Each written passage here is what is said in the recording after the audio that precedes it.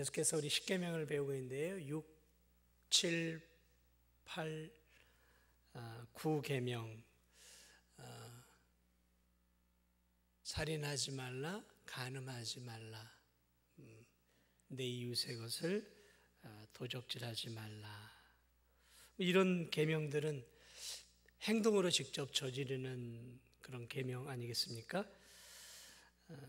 그러나 오늘 이 10계명은 행동으로 짓는 죄가 아니에요. 오늘 이 10계명의 죄는 마음으로 짓는 죄입니다. 마음으로 짓는 죄. 그러니까 탐욕, 탐심에 대한 부분이에요. 그래서 이 10계명의 마지막 10계명을 통해서 살인하지 말라, 거짓말하지 말라, 도적질하지 말라, 내 이웃의 것을 탐내지 말라. 가만히 생각하면 사람들도 내가 남의 것을 도적질한 적도 없고 간음한 적도 없고 또 살인한 적도 없고 이러는데 이게 나하고 무슨 상관이야, 난 잘 지키고 있어, 이렇게 세상 사람도 생각할 수 있어요. 그런데 이 10계명을 딱 들어서면 이 10계명을 통해서 사람들이 이제 깨닫게 되어지는, 이 죄가 행동으로 겉으로 드러나는 것만이 죄가 아니다라는 거죠. 10계명은 뭐예요? 마음으로 짓는 죄예요. 탐하는 것, 탐욕이죠. 탐심. 그러니까 이 탐욕과 탐심은 눈에 보일까요, 안 보일까요? 잘 안 보여요. 여러분 다른 사람의 눈을 이렇게 보면 저 사람이 막 탐욕과 탐심으로 이글거리는 게 막 보이세요? 돈에 눈이 멀어가지고 막 눈이 뒤집힙니까? 그렇지 않아요. 점잖하면서도 돈 욕심이 한도 끝도 없는 사람이 있어요. 젠틀하게 이렇게 다 신사적인 것 같지만 그 속에 아주 더럽고 추한 마음들이 가득할 수 있단 말이죠. 그러니까 이것은 잘 드러나지 않아요. 잘 드러나지 않아요. 요즘 이렇게 마스크를 쓰고 다니니까 눈만 보이거든요. 그래서 그 눈을 이렇게 보고 있으면 물론 선한 눈도 있고 또 예쁜 눈도 있고 별로 예쁘지 않은 눈도 있어요. 그런데 그 눈을 가지고는 도무지 저 사람의 마음 깊은 것을 읽어낼 수 없다라는 것이죠. 자, 이 10계명을 통해서 우리는 우리가 다 죄인이구나라는 것들을 깨닫게 되어지는 거죠. 사도 바울은 예수님을 믿기 전에 자신은 거의 율법을 잘 지키는 의로운 자라고 생각했어요. 자신은 하나님 앞에서 별로 흠과 티가 없는 율법에 거의 완벽한 자라고 생각을 했어요. 그랬던 그가 하나님을 만나게 되어지면서 그가 깨지잖아요. 다메섹 도상에서 예수 그리스도를 인격적으로 만나면서 그의 생애가 완전히 뒤바뀌었어요. 로마서 7장 7, 8절 보면 그가 이런 고백을 해요. 율법으로 말미암지 않고는 내가 죄를 알지 못하였으니 곧 율법이 탐내지 말라 하지 아니하였더라면 내가 탐심을 알지 못하였으리라. 그러니까 무슨 말이냐면 탐내는 게 욕심을 내는 것, 마음속에서 욕심을 내는 게 사도 바울은 율법을 지키는 것이 율법을 안 지키는 게 죄지 마음속으로 내가 나쁜 생각하고 이렇게 하는 것은 죄가 아니라고 생각을 했던 거예요. 그런데 그가 예수님을 만나고 이 10계명을 다시 알게 되어지면서 그게 아니구나. 사람이 짓는 죄는 행위로 드러나기 이전에 그 뿌리인 마음에서부터 죄를 짓는 것이구나. 그러면서 그때 비로소 사도 바울이 뭘 깨닫게 되냐면 내가 죄인이구나. 내가 남들보다 더 의롭게 살고 남들보다 더 율법적으로 살지만 내 안에 쓰레기 같은 추하고 시기하고 질투하는 그런 죄악된 마음들이 가득한 진정한 죄인이 나였구나 라는 사실을 사도 바울이 깨닫게 되어진다는 것이죠. 여러분 이 탐심이 뭘까요? 탐욕은 우리가 욕구를 갖는 것은 정상이죠.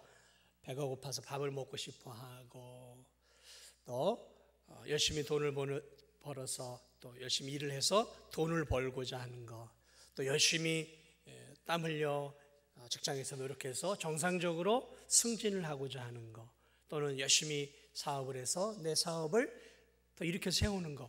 여러분, 이건 탐심이 아니에요. 이거는 정상적인 인간의 욕구예요. 탐심은 무엇이냐면 비정상적인 욕구죠. 정상적인 욕구가 아니라 비정상적인 욕구. 다시 말하면 하나님이 금해 놓은 것들, 하나님이 하지 말아라 하는 그런 것들을 향해서 추구한다거나 아니면 필요 이상으로 욕망을 가지는 거죠. 필요 이상으로 욕망을 가지는 것, 이것을 성경은 탐욕이다라고 말을 하고 있습니다. 그래서 이 탐욕은 탐심이죠. 이것은 모든 죄의 뿌리예요. 모든 죄의 뿌리입니다. 그러니까 5계명을 시작해서 5, 6, 7, 8, 9계명, 이 모든 죄를 짓는 것의 뿌리가 뭐냐? 10계명 10번째 계명인 탐심 때문이라는 거죠. 탐심. 여러분, 이 다윗이 그의 인생 가운데 몇 가지 큰 실수를 저지르는데, 그 중에 이제 가장 큰 실수가 우리아의 아내였던 밧세바를 그가 노년에 범한 거란 말이죠. 근데 잘 보세요. 그냥 단순하게 간음? 아니에요. 그렇지 않아요. 어디로부터 출발했을까요? 탐심으로부터. 취해서는 안 되는 것들, 내 것이 아니었단 말이죠. 내게 아니잖아요. 우리의 아내였단 말이죠. 근데 그 마음속에 무슨 마음이 들어왔어요? 내 아내처럼 취급하고자 하는 탐심, 탐욕이 들어왔어요. 탐심이 들어왔어요. 그래서 밧세바를 취하죠. 그러니까 취한 거죠. 남의 아내를 잠시 내 아내로 취했단 말이죠. 이건 뭘 범한 거예요? 도둑질한 거예요. 도둑질한 것뿐만 아니라 한 걸음 더 나아가 간음한 것이죠. 그리고 그것을 은폐하기 위해서 임신했단 말이에요. 죄의 씨앗이 남았어요. 그 은폐하기 위해서 어떻게 해요? 전쟁터에서 맨 앞에 세워서 죽도록 만들어라고 요압 장군에게 명령을 내려요. 그래가지고 이 충신 우리아가 다윗을 위해서 열심히 적과 싸우다가 맨 앞에 갔다가 요압이 후퇴하면서 그 우리아를 내버려 두고 후퇴를 해버리면서 이 우리아가 다윗의 그런 어떤 간음죄를 숨기고자 하는 것으로 인해서 죽게 되어지는, 살인죄까지 저지른 거죠. 그러니까 이 탐심으로 말미암아서 지금 몇 가지 죄를 저지른 거예요. 훔친 거죠. 남의 아내를. 도둑질하지 말라, 그 다음에 간음하지 말라, 또 살인하지 말라. 이 다 저지른 거예요. 어디로부터 출발했다고요? 탐심으로부터 출발했단 말이죠. 이게 죄의 뿌리라는 거죠. 그래서 이 탐심을 품으면 여러 가지 죄의 열매들이 나오는 것이죠. 여러 가지 열매들이 나오는데, 특별히 이 탐심을 품으면 일반적으로 크게 세 가지 죄로 나눠져요. 아까 다윗처럼 성적인 범죄, 그리고 우리가 잘 알고 있는 돈의 욕심, 물질 욕심, 또 하나는 명예나 권세욕이에요. 이게 3대 이제 탐욕이에요.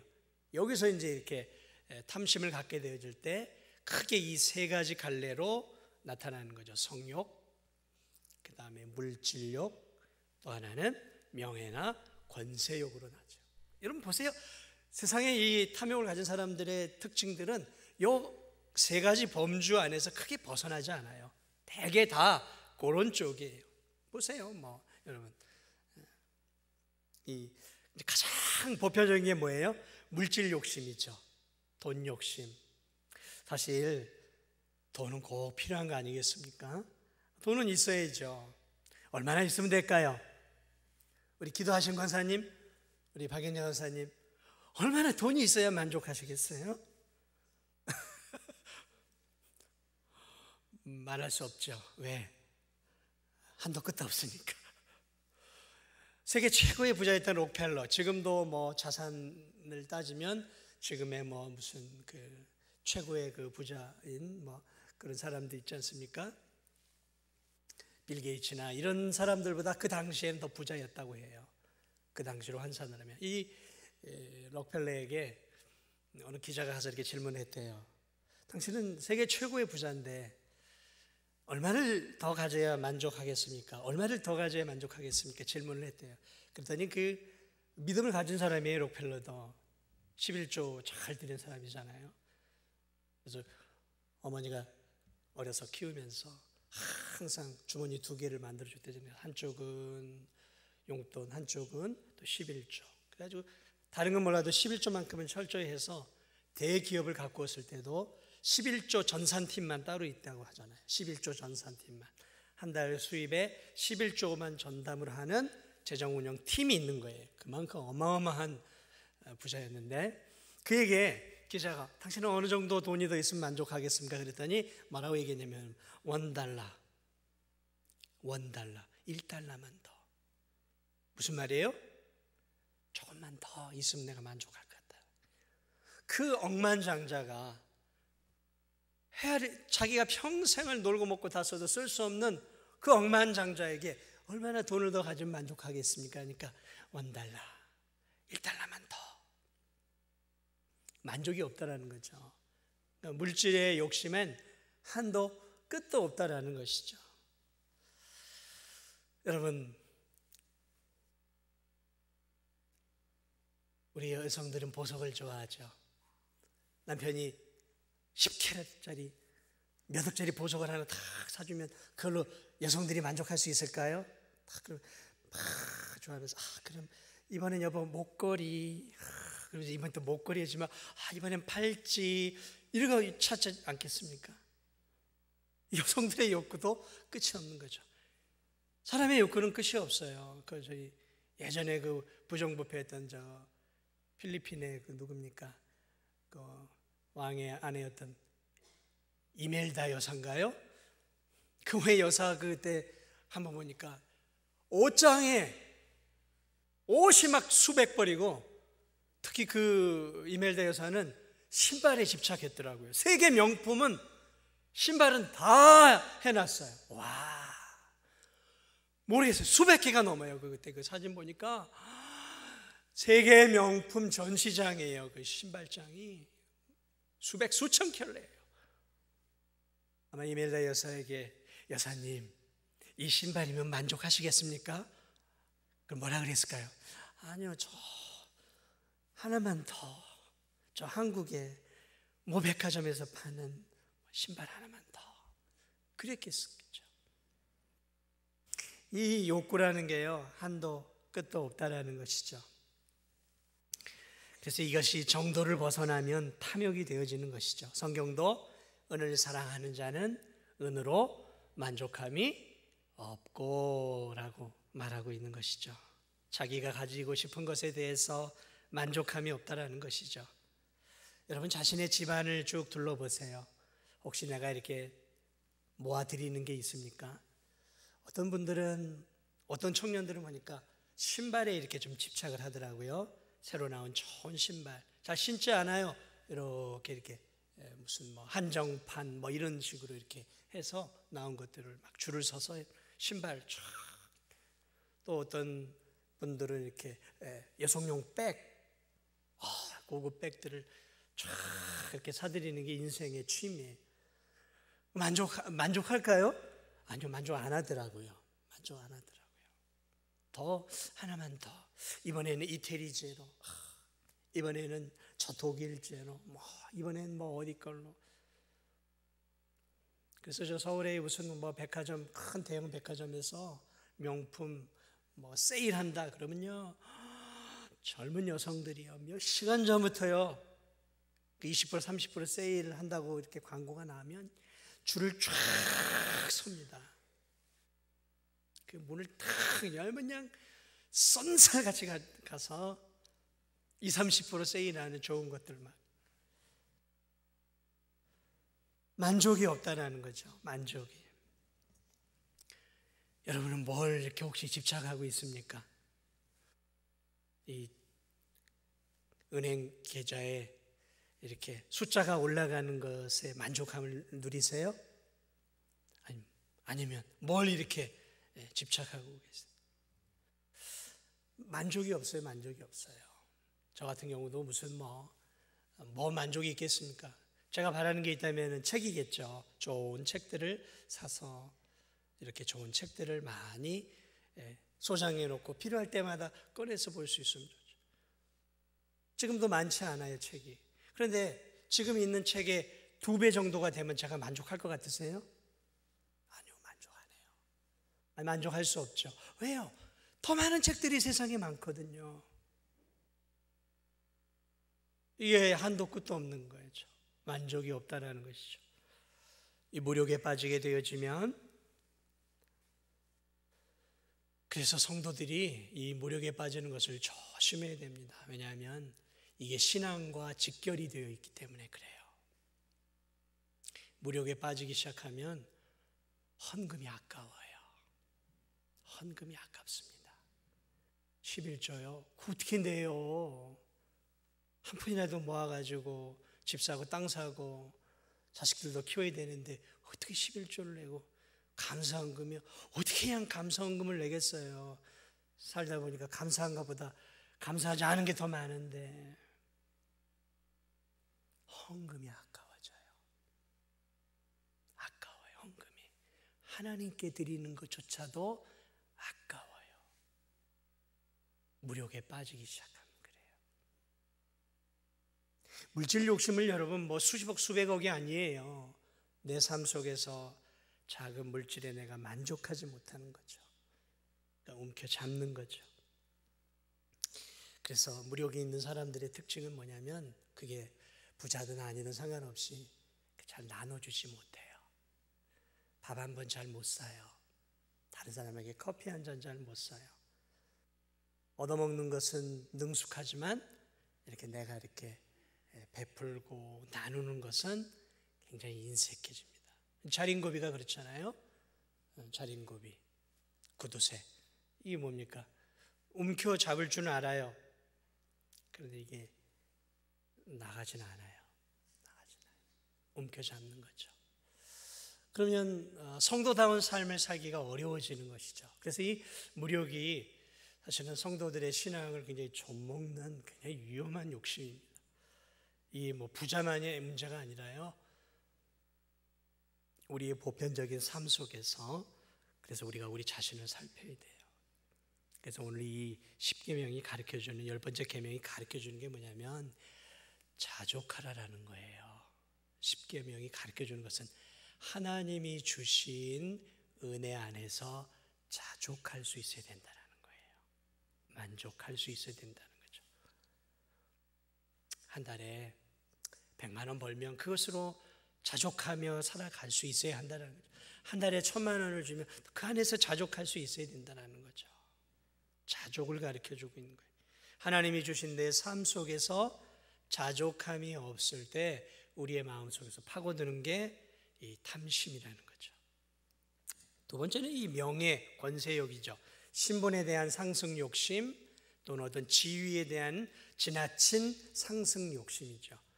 이렇게 이제 때가 되어서 이렇게 열심히 살다가 올라가는 그런 것이 아니라 지나친 욕심. 그래서 욕심을 부리는 거죠. 그래서 더 높은 자리로 올라가기 위해서 이렇게 인맥을 동원하고 엄마 찬스, 아빠 찬스, 이웃 찬스를 쓰고, 또는 다른 그런 부정한, 불의한 방법들, 그런 불의한 방법들을 통해서 이렇게 내가 올라가고자 하는 고지에 올라서려고 하는 권세욕, 명예욕, 이런 이제 욕심이 우리에게 있다라는 것이죠. 모든 사람에게 있다라는 것이죠. 이 모세 시대에 모세의 삼형제가 있었어요. 모세의 형이었던 아론, 그리고 누이였던 미리암이 있습니다. 광야 40년 생활을 하는 동안 이 삼형제가 이스라엘 백성들을 다 이끌었어요. 모세는 하나님이 세운 지도자였고, 형은 대제사장의 역할을 하나님이 세워주셔서 어마어마한 위치였죠. 그리고 미리암은 선지자였어요. 하나님이 놀랍게도 이 모세의 삼형제에게 특별한 복을 주셔서 이스라엘 전체 백성을 이끌어가는 가장 핵심적인 역할들을 그들에게 맡겨주셨어요. 그런데 어느 날 이 미리암이 아론을 불러 이렇게, 야, 모세만이 최고냐? 모세만이 지도자냐? 우리도 똑같지 않느냐? 우리도 하나님과 대면하고 똑같이 이렇게 존귀의 영광을 백성들이 받아야 되는데 모세 혼자 더 영광을 받고 있지 않느냐 하면서 아마 이 미리암이 아론에게 이렇게 꾀하면서 이거 불공평하지 않냐 하면서 과도한 명예욕이죠. 권세욕을 부리죠. 사실 그들의 위치는 더 이상 올라갈 데가 없을 만큼 높은 위치였어요. 그런데 이 두 사람이 그 위치에서 또 모세의 위치를 올라서려고 하는 것이죠. 그러니까 인간의 그 명예욕이라는 것은 그래서 끝이 없는 거예요. 결국 어떻게 됩니까? 하나님께서 지나친 욕심을 부렸던 미리암에게 나병이 바라게 하는 벌을 내리면서 진에서 쫓겨나는 수모를 당하게 되잖아요. 그래서 참 믿음을 가진 사람도 조심해야 될 부분들이 그런 명예욕, 권세욕이에요. 올라가려고 하는 정상적인 방법이 아니라 고라 지파, 이 레위 지파죠. 하나님이 복을 주셔서 많은 지파 가운데 성소에서 하나님의 일을 할 수 있는 특별한 혜택을 주셨어요. 이 고라 자손에게. 그런데 이 고라 자손이 가만 보니까 저 제사장들은 자기들보다 더 좋은 위치에서 하나님과 더 가까이 백성들의 더 존경을 받아요. 그러니까 이 고라라고 하는 사람이 선동해서, 야, 우리도 레위 지파인데 레위 지파 중에 왜 저 아론 지파만, 왜 저 모세만 하나님께 인정받고. 그러나 그들이 인정받으려고 한 게 아니에요. 하나님이 모세를 세웠고 하나님이 아론을 세운 거란 말이죠. 대제사장 가문을 하나님이 세우셨어요. 그런데 이 고라 자손 마음속에는 탐심이 있는 거죠. 높아지고자 하는, 우리라고 왜 저 자리까지 못 올라가고 대들지 않습니까? 어떻게 됩니까? 나중에 땅이 쫙 갈라지면서 하나님이 그 가문 자체를 땅이 갈라지게 하면서 땅 속으로 집어넣어 버리셔요. 지나친 욕심. 사실은 그 지위도 분에 버거울 만큼 복된 자리였어요. 그런데 그 자리에서 자족하고 만족하고 감사하기보다는 하나님께 불평하고 하나님이 세운 사람들을 향해 시기 질투를 할 때 미리암도 그랬고 이 고라의 자손도 그렇고 하나님이 놀라운 진노를 내리고 있잖아요.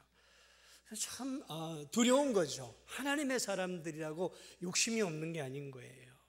그래서 우리가 이런 부분들을 참 조심해야 되는 거죠. 예수님의 제자들은 또 어땠어요? 예수님이 십자가에 달려 돌아가시기 하루 전까지 어머니를 다 동원해가지고, 엄마까지 동원해가지고 어떻게 해요?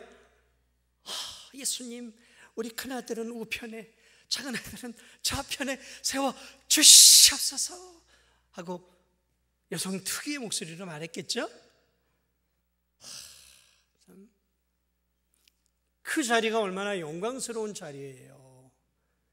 12제자 사도가 된다는 것 그 자체만 해도 너무너무 영광스러운 자리인데 거기서 만족을 못하잖아요. 거기서 그 12명 중에서 더 올라서려고 하잖아요. 여러분, 이게 우리들의 모습이라는 거예요. 이게 남의 모습이 아니라 탐욕스러운 우리의 모습이라는 거죠. 다윗의 아들 압살롬, 얼마나 영광스러운 자리예요. 누가 왕의 아들이 될 수 있냔 말이죠. 그런데 그가 나중에 어떻게 해요? 반역을 일으키잖아요. 바보 같은 놈이죠. 왕자의 신분을 평생을 멋있게 살 수 있는 삶에서 왕이 되고자 하는 하나님이 세운 다윗 왕을 누르고 아버지를 죽이고 그 자리에 세상 사람 왕들처럼 올라서려고 했다가 어떻게 돼요? 결국은 죽잖아요. 비참하게 요압 장군에게 죽지 않습니까?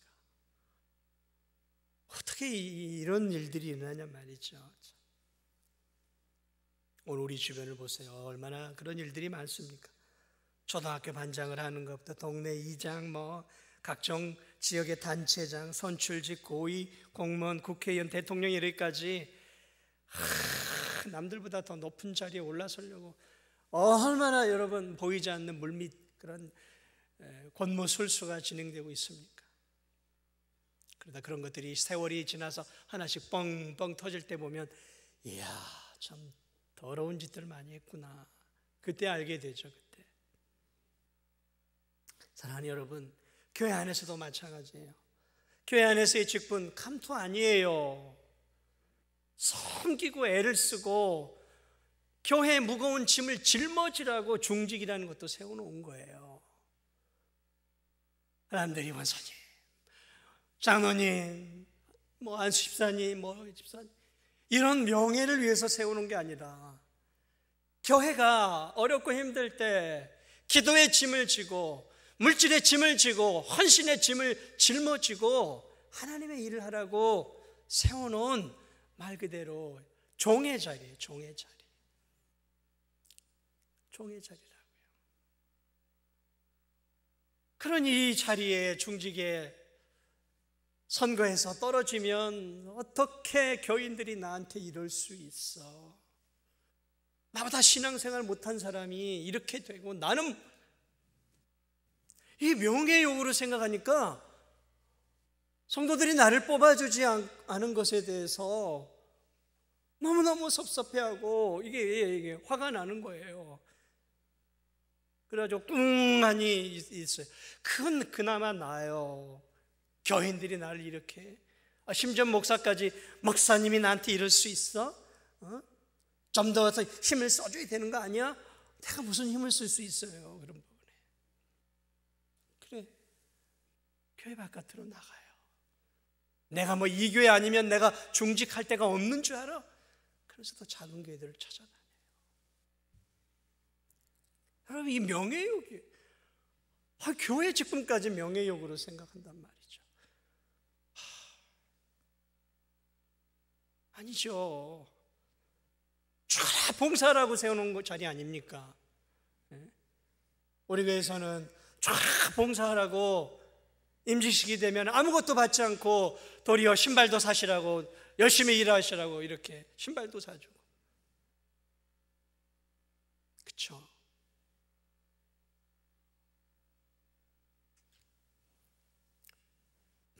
성도들만이 아니에요. 목사는 다릅니까?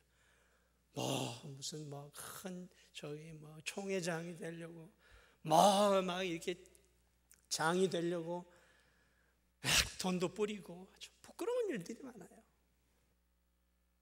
그 자리에 죽어라고 헌신하는 자리인데 죽어라고 헌신하는 자리에 막 물질까지 왜 뿌릴까요?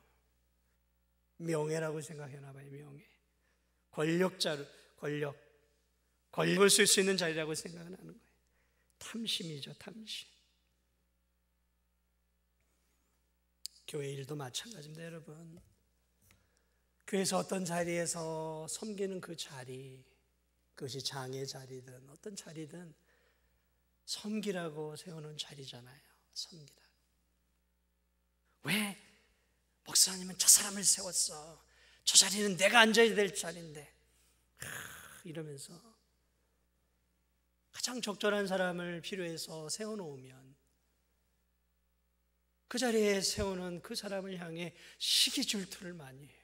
왜요? 왜 그럴까요? 명예 자리라고 생각하는 것 같아요. 뭔가 이렇게 힘을 내고 인정받는 자리라고 생각하는 거예요. 아유, 저 자리에 서면 고생 많을 텐데. 이런 안쓰러운 마음을 갖는 게 아니라 내가 저 자리에 앉아야 되는데. 성경은 탐심을 우상숭배라고 말하고 있어요. 우상을 숭배하는 거래요, 탐심을. 골로새 3장 5절을 보면 그러므로 땅에 있는 지체를 죽이라. 곧 음란과 부정과 사욕과 악한 정욕과 탐심이니 탐심은 우상숭배니라. 그러니까 여러분이 지나치게 뭔가를 탐하려고 하고 있다면 그것 자체가 우상이라는 것이죠. 하나님보다 우상을 섬기고 있다는 거예요. 여러분이 뭔가를 더 하나님보다 더 사랑하고 거기에 집착하고 그것을 얻기 위해서 매달리고 있다면, 지나치게 매달리고 있다면 그것이 우상이라는 거예요. 우상. 그게 하나님이라는 거예요. 그 사람에게는. 그게 섬김의 대상이라는 거예요. 우리의 진정 행복의 대상은 누구입니까? 나를 정말 행복하게 해주는 게 뭘까요? 돈이죠. 돈이 있어야 삐까번쩍한 차도 탁 끌고 탁 목에 힘주고 고향에도 갈 수 있잖아요. 돈이 있어야 빌딩도 사고요. 근데요, 여러분, 돈이 딱 필요할 때가 있고 행복을 줄 때가 있어요. 그것이 뭐냐면 의식주의 문제를 해결하기 전까지 돈은 우리에게 행복을 줍니다. 그런데 그런 먹고 마시는 이 기본적인 생활권을 이제 지나 그 돈의 가치는 효용력이 떨어져요. 행복을 그렇게 주지 않아요. 다시 말하면 여러분 아이스크림 먹을 때요, 여기 베스킨라빈스가 생겼는데 지난번에 한번 시켜서 먹어봤거든요. 저도 예전에는 베스킨라빈스를 참 좋아했어요. 그래가지고 생겨가지고 이제 사서 이렇게 다 먹는데요, 이 브라보콘이나 이런 구구콘보다 훨씬 맛있어요. 다 먹으면 입에서 그냥 싹 녹고 얼마나 달콤한지 몰라요. 막 이 머리 뇌 속에서 행복해 막 이 뇌가 행복하대요. 그런데요, 이걸 딱 한 2입 3입 먹으면 그 행복감이 그때부터 확 반감이 되어져요. 무슨 말이냐면 이게 삶의 원리도 마찬가지예요. 돈이든 명예든 이게요, 어느 필요한 선까지는 그게 우리에게 행복을 가져다 줘요. 그렇죠. 굶주린 사람에게 빵이 생길 수 있는 돈이 있으면 그게 행복이죠. 그런데 그 선을 넘어서면 이제 그게 행복으로 다가오지 않아요. 이젠 행복이 아니라 탐심을 추구하는 쪽으로 가게 되어지는 거예요.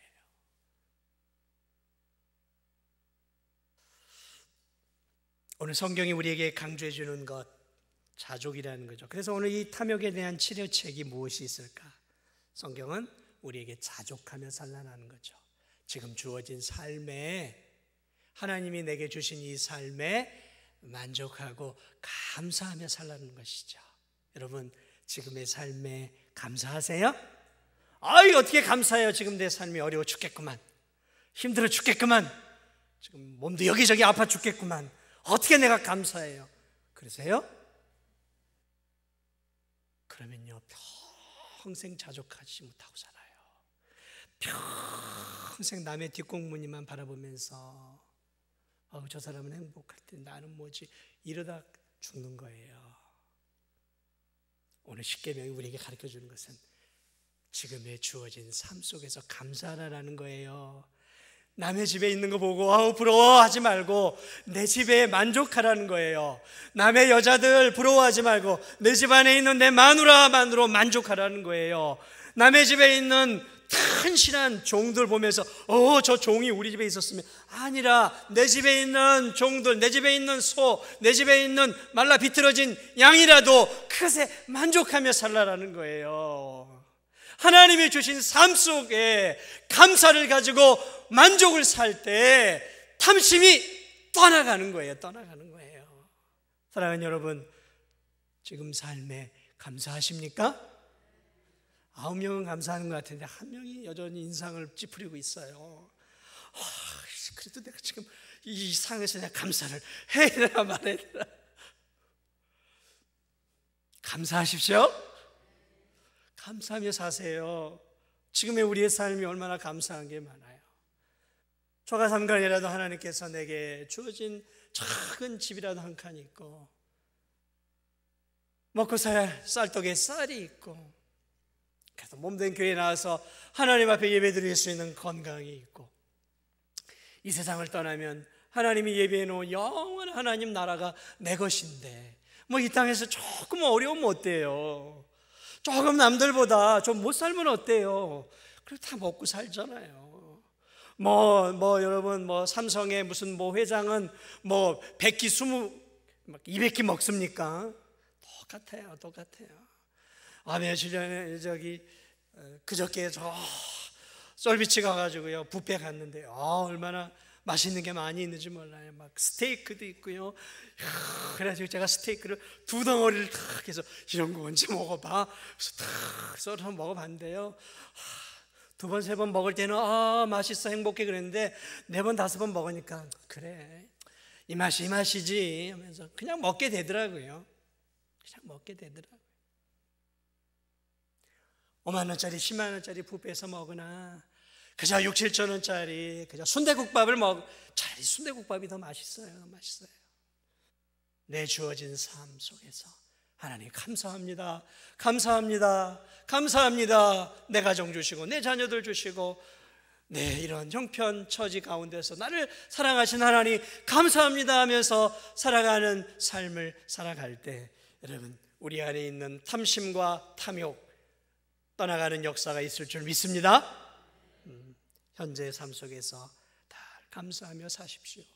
구원의 은혜에 감사하시고 또 이렇게 몸된 교회를 섬기며 하나님 나라를 위해서 몸된 이 진도중앙교회를 섬기고 내가 살아가고 있다는 사실이 얼마나 감사해요. 얼마나 감사해요.